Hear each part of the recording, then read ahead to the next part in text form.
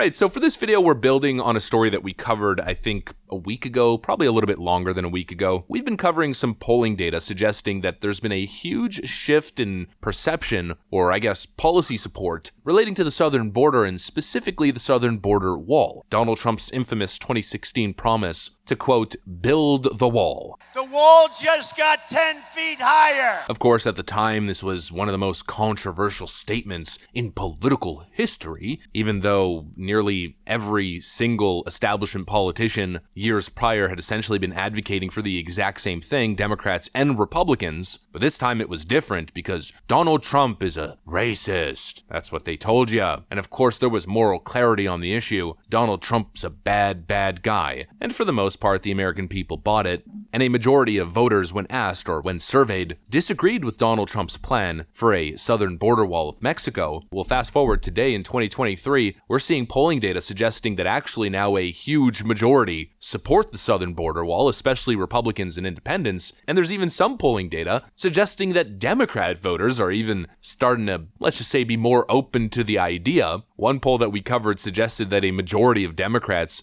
support a southern border wall, but I'd say that's probably an outlier. But regardless of that, it's clear that it's a trend that support for Donald Trump's southern border wall is increasing among all voters, including Democrats. And that's starting to have some serious impact. We've been watching what's been going on in states like New York, for instance. Democrat incompetence on this particular issue, on the issue of immigration, or let's call it illegal immigration. Let's use the proper words here. Well, that incompetence has been in full display for everybody to see, and it's starting to have an effect. What if I told you that Donald Trump is surging in New York? Well, you'd believe me because it was already happening prior, mostly relating to the issue of crime, but now it's a double whammy, add one on top. Crime and illegal immigration are causing a Trump surge in one of the bluest of blue states there is. And, of course, importantly, one of the most important states to gain ground in relating to elections. New York State's got a whole lot of districts and a whole lot of electoral votes. I don't think Trump's gonna win the state, but the state certainly is changing. Let me show you guys what I'm talking about. We got some stuff to get into, so let's roll the tape. All right, folks, so the headline pretty much says it all. Trump is now gaining ground on Joe Biden in New York as border crisis deepens, says poll. President Joe Biden holds just a 9-point lead over former President Donald Trump in the deeply Democrat New York state. Biden won the state by 23 points in 2020, but his unpopular open border measures, which have seen some 7 million illegal immigrants enter the US, are tanking popularity among die-hard blue New Yorkers. New York has seen 10,000 illegal immigrants flood into the city each month. Mayor Eric Adams has said that it would destroy the city, and a recent proposal is to give out tents to illegal immigrants and let them create tent cities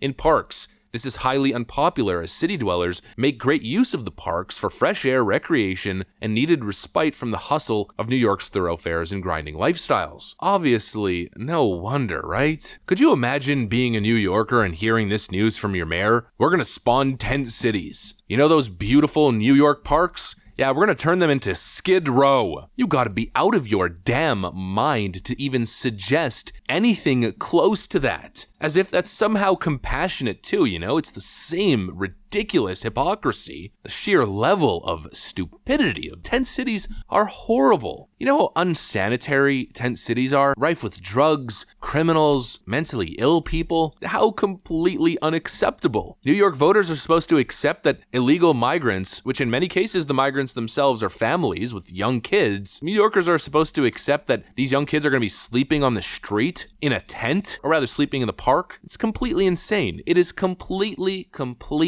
insane. And it comes back to the whole NIMBY concept. Not in my backyard. It's been so easy for Democrats to pretend as if, you know, open border policies, borders are racist policies, are somehow a good thing, compassionate, we're the good guys. Borders are just arbitrary lines written by the patriarchy. You know, it's been this fun little activism thing for them. We get it, you know, you're such a special little snowflake. You're so much better and more compassionate than we are. Yes, of course. It's been a nice little LARP for a while, but then of course, not in my backyard. The moment it crosses their border, their state border, and ends up in their backyard, all of a sudden, we're starting to see outrage. To the extent that New York voters are starting to move to the Trump camp. Supposedly, according to this one poll, I mean, it is only one poll, but supposedly, Trump is within 9 points of Joe Biden. That's not even a double-digit Democrat lead in the state. That is horrific if you're a Democrat. You know, it's funny, it was very easy for them to point the finger and say, you're racist. You're a racist for wanting to police the borders. It was very easy for them to do that because they didn't understand the actual scope of the problem. They didn't understand what Arizona, New Mexico, and Texas were dealing with. And let's lump in California as well. They didn't understand the humanitarian disaster, the humanitarian crisis. They didn't understand the human suffering. They didn't understand the burden that it has on locals, the burden that it has on the local economy, and of course the local government that has to step in. It costs millions upon millions of dollars daily to be able to deal with a crisis like this. They didn't understand that. And then all of a sudden, now that it's in New York, well, they have a very keen understanding of what Texas has been going through, not only for decades, but especially over the last 3 years of Biden's border crisis. Now, all of a sudden, that some of their wealthiest taxpayers are fleeing the state, and they're having budget issues, unable to cope with the crisis. Now they're open-minded to it. Now they understand that, yeah, we live in the real world and there isn't infinite money to be able to take care of everyone. You have to budget, and some things are simply unaffordable or unrealistic. This is one of those things. You know all those fancy social programs that Democrats want to implement? Yeah, kind of hard to find the money for that when you're dealing with a huge crisis, a huge humanitarian crisis of epic proportions. What it boils down to, again, as per usual, like I always say, like a freaking broken record, what it boils down to is basic common sense. It's nice to be compassionate, but you need to use logic. You need to think. And sometimes being compassionate for one person or one group means that you're probably being uncompassionate for another. And this has been the case from the start on the issue of illegal migration. There's a whole lot of people getting the short end of the stick with current unsustainable illegal immigration practices. You're being very uncompassionate to people who have lost loved ones thanks to the crime that enters the country illegally. You're being wholly uncompassionate to the victims of cartels as your policies put billions into their pockets. You're being real uncompassionate to American citizens who are at the bottom of the economic chain, who just want to earn a good living, but there's constant downward pressure on their wages as millions of low-skilled